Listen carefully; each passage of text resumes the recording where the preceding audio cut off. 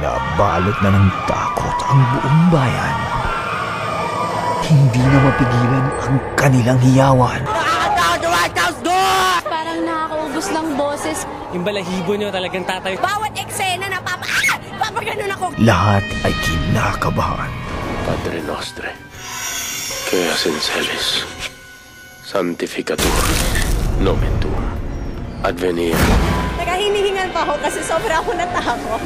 Minsan lang ako makapanood ng horror actually, pero talagang hindi ko kinaya. Compared to all the Filipino horror movies that I've seen, this would probably be one of the best in terms of its scare factors. Dahil sa lagim na dulot ng...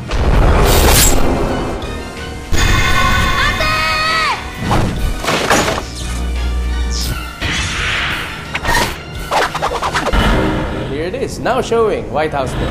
White